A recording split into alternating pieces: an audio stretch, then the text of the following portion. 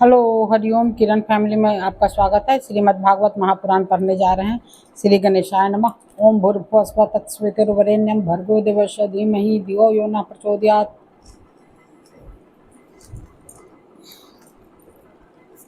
श्री राधा कृष्णाभ्याम नमः। श्रीमद् भागवत महापुराण द्वितीय खंड। प्रथम खंड पूरा पढ़ लिए हैं, द्वितीय खंड भी अब इतना बाकी है, इतना पढ़ लिए हैं। सब कृष्ण जी की कृपा है। दशम स्कंद अथैकोनाशीतितमो अध्याय 79 अध्याय। बल्लव का उद्धार और बलराम जी की तीर्थ यात्रा। श्री सुखदेव जी कहते हैं, परीक्षित पर्व का दिन आने पर बड़ा भयंकर अंधर चलने लगा। धूल की वर्षा होने लगी और चारों ओर से पीप की दुर्गंध आने लगी। इसके बाद यज्ञशाला में बल दानों ने मल मूत्र आदि अपवित्र वस्तुओं की वर्षा की। तदनंतर हाथ में त्रिशूल लिए वह स्वयं दिखाई पड़ा।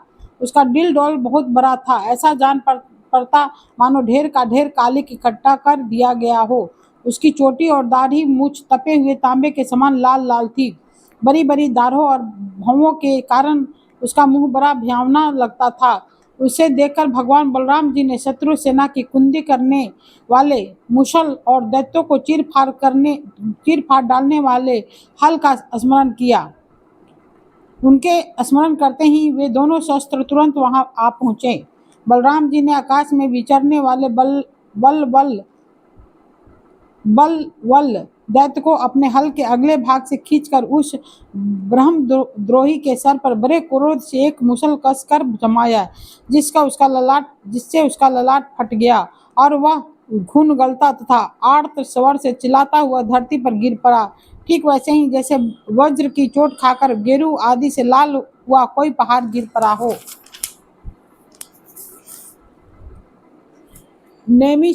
नैमिषारण्यवासी महाभाग्यवान मुनियों ने बलराम जी की स्तुति की। उन्हें कभी न व्यर्थ होने वाले आशीर्वाद दिए और जैसे देवता लोग देवराज इंद्र का अभिषेक करते हैं वैसे ही उनका अभिषेक किया। इसके बाद ऋषियों ने बलराम जी को दिव्य वस्त्र और दिव्य आभूषण दिए तथा एक ऐसी वैजयंती माला भी दी जो सौंदर्य का आश्रय एवं कभी न मुरझाने वाले कमल के पुष्पों से युक्त थी।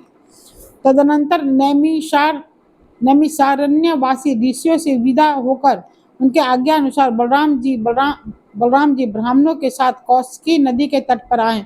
वहां स्नान करके वे उस सरोवर पर गए जहां से सरजू नदी निकलती है। वहां से सरयू के किनारे किनारे चलने लगे। फिर उससे छोड़कर प्रयाग आए और वहां स्नान तथा देवता ऋषि एवं पितरों का तर्पण करके वहां से पुलहा आश्रम गए। वहां से गंडकी, गोमती तथा विपाशा नदियों में स्नान करके वे सोन नदी के तट पर गए और वहां स्नान किया। इसके बाद गया में जाकर पितरों का वसुदेव के आज्ञा के अनुसार पूजन यजन किया। फिर गंगा सागर संगम पर गए। वहां भी स्नान आदि तीर्थ कृत्यों से निवृत्त होकर महेंद्र पर्वत पर गए। वहां परशुराम जी का दर्शन और अभिवादन किया। तदनंतर सप्त गोदावरी, वेना, पंपा और भीमरथी आदि में स्नान करते हुए स्वामी कृति का दर्शन करने गए तथा वहां से महादेव जी के निवास स्थान श्रीशैल पर पहुंचे। इसके बाद भगवान बलराम ने द्रविड़ देश के परम पुण्यमय स्थान वेंकटाचल बालाजी का दर्शन किया और वहां से वे कामाक्षी, शिवकांची, विष्णुकांची होते हुए तथा श्रेष्ठ नदी कावेरी में स्नान करते हुए पुण्यमय श्री रंग क्षेत्र में पहुंचे।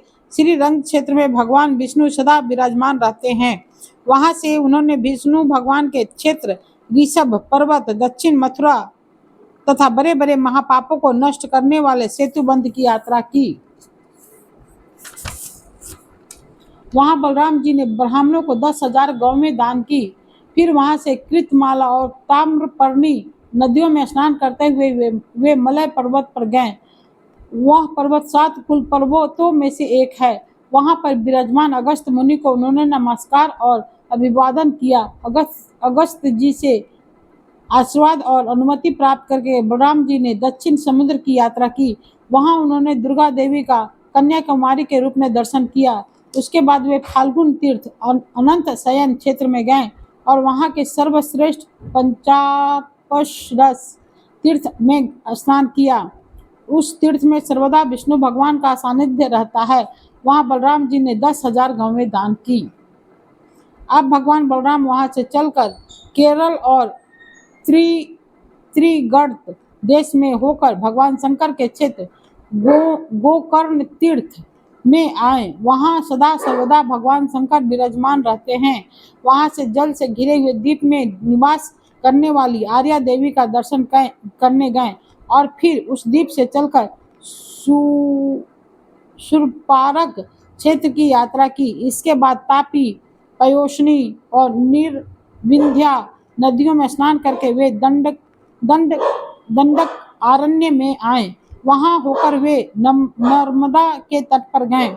परीक्षित इस पवित्र नदी के तट पर ही महिष्मतीपुरी है। वहां मनु तीर्थ में स्नान करके वे फिर प्रभास क्षेत्र में चले आए।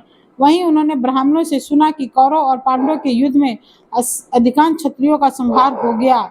उन्होंने ऐसा अनुभव किया कि अब पृथ्वी का बहुत सा भार उतर गया।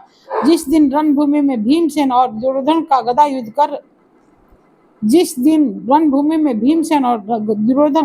कर रहे थे, उसी दिन बलराम जी उन्हें रोकने के लिए कुरुक्षेत्र में जा पहुंचे।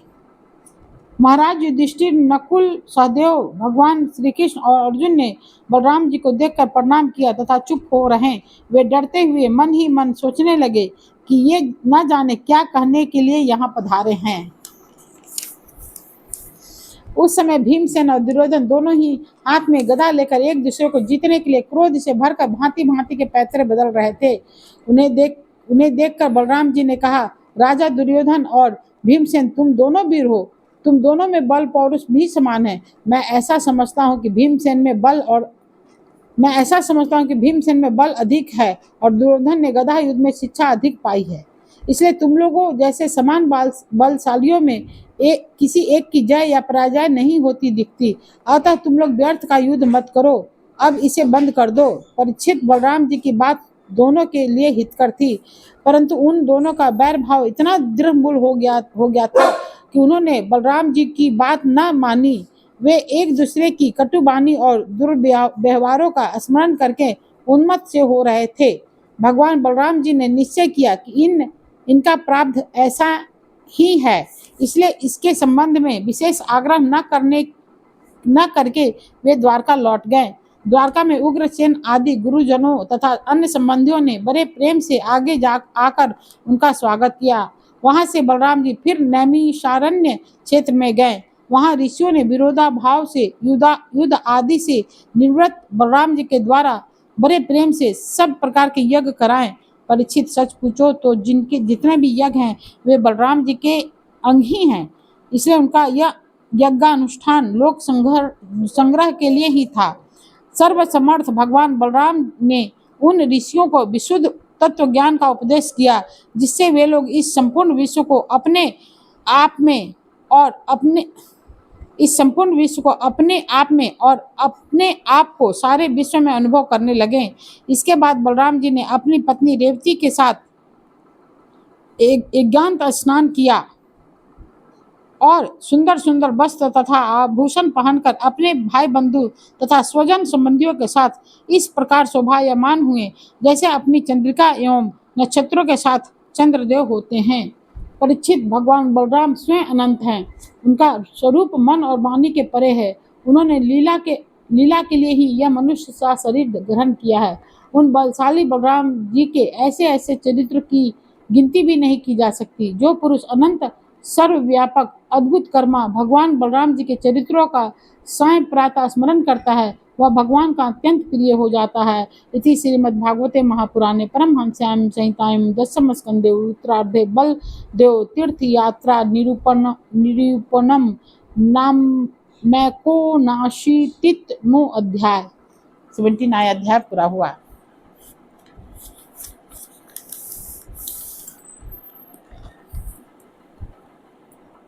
ओम भूर्भुवः स्वः तत्सवितुर्वरेण्यं भर्गो देवस्य धीमहि धियो यो नः प्रचोदयात्।